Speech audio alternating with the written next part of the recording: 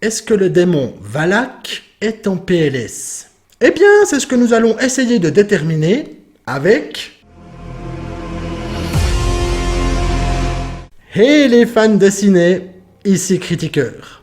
La Nonne, sortie en 2018, est le 5e film de l'univers cinématographique Conjuring. Réalisé par Corinne Hardy, le métrage raconte l'histoire d'un prêtre et d'une sœur novice qui sont envoyés pour enquêter sur le suicide d'une nonne dans une abbaye en Roumanie.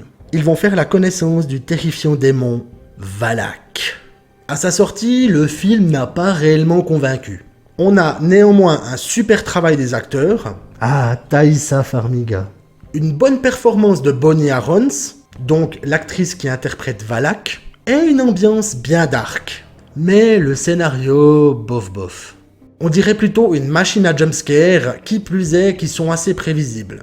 Puis en 2023, voilà qu'arrive sur grand écran La Nonne, la malédiction de Sainte-Lucie, ou La Nonne 2, c'est plus court, 9e film de l'univers Conjuring. Et là, on se pose plusieurs questions. Qu'est-ce que ce film va apporter à la saga? Va-t-il être plus terrifiant que son prédécesseur? Est-ce que les apparitions de Valak vont nous faire dans notre froc? Et avant de répondre à tout ça, ce film, de quoi ça cause? 4 ans après les événements de l'abbaye Sainte-Carta en Roumanie, sœur Irène travaille dans un couvent en Italie. Le Vatican la convoque et lui demande d'enquêter sur d'étranges morts à travers l'Europe. Celle-ci pourrait être causée par le démon Valak. Pendant ce temps, Maurice, alias Frenchy, alias Momo, travaille dans un pensionnat pour jeunes filles en France. Ce que tous ignorent, c'est que le redouté démon possède son corps et qu'il est à la recherche d'une puissante relique. Alors, disons-le tout de suite, c'est pas mieux que le premier. On a toujours une bonne performance des acteurs. Ah, toujours Thaïsa Farmiga. Et une ambiance horrifique comme il se doit. Mais le scénario... Sérieusement? Déjà, on s'attend à tout vu que nous, spectateurs, savons ce que tous les autres protagonistes ignorent, que Maurice est possédé. Et à partir de là, il n'y a plus beaucoup de surprises. Les 1h50 de film passent assez rapidement, mais s'enlisent dans un scénario convenu, c'est traditionnel jumpscare, c'est pseudo-révélation, et une fin qui met le foutoir dans notre cerveau. Ben oui, on sait que ce sont les Warren qui exorcisent Momo, donc Valak ne s'est pas réellement barré. Bref, à l'issue du visionnage, j'avais l'impression d'avoir revu le premier film, les surprises et 10 crans de tension en moins. On peut considérer cette suite comme inutile car elle n'apporte strictement rien à l'univers Conjuring. J'espérais au moins un peu de background avec les personnages, mais même là, ça foire. Et ce n'est pas l'histoire de la maman de Sœur Irène qui va sauver la mise. Et en plus, ça devait techniquement faire le lien entre l'histoire de Valak et les Warren, mais faudra apparemment attendre un autre film. Et puis, scénaristiquement, ça part en cacahuète. On dirait que tout est écrit à l'avance, dans le sens où tout est beaucoup trop prévisible. L'histoire loupe plusieurs coches sur lesquelles rebondir, notamment la potentielle histoire entre Momo et la prof, la rédemption de l'équipe de filles fouteuses de merde du pensionnat, l'avenir de la foi de Debra, ou encore pourquoi personne ne se soucie de la pauvre livreuse qui se fait dézinguer au début de métrage. Mais il y a pire.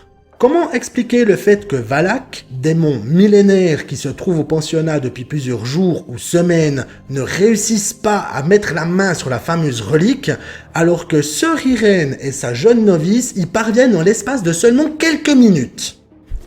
Il est con, Valak, ou quoi?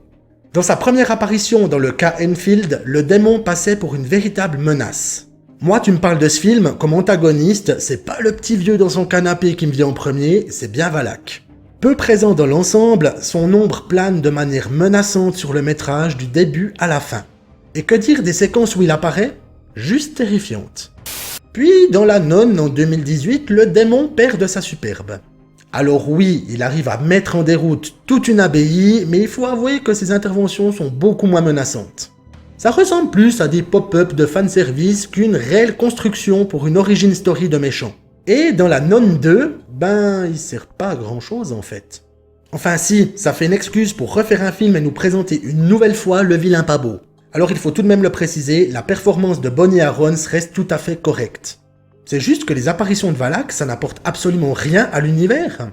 Et surtout, il passe pour un débile incapable de soulever une dalle et de donner 3 coups de pelle pour trouver la relique qui lui donnera les pleins pouvoirs.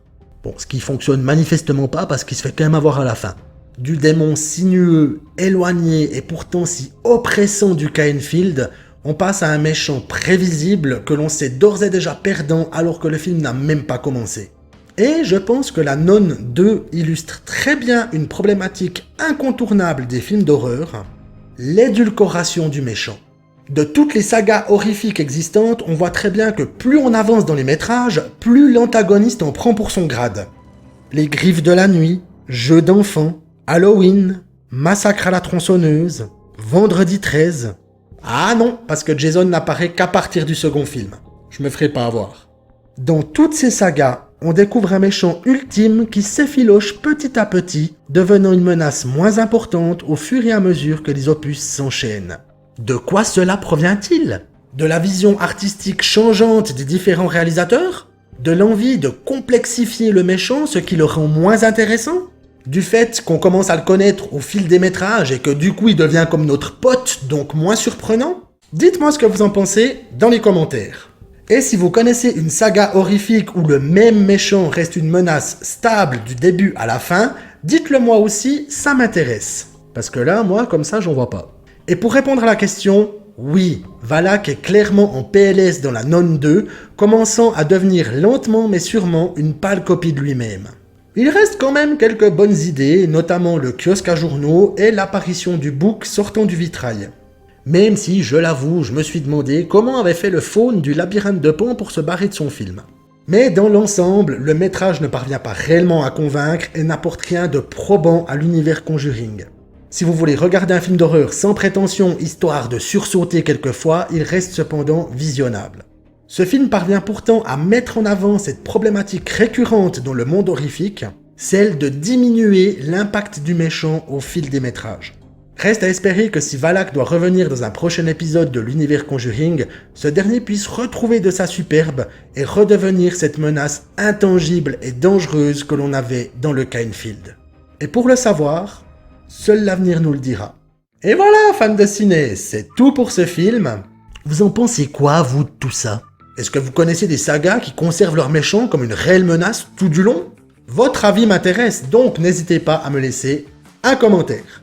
Et tant que vous y êtes, vous pouvez cliquer sur ce bon vieux pouce bleu si la vidéo vous a plu, ainsi que sur le bouton s'abonner si ce n'est pas encore fait.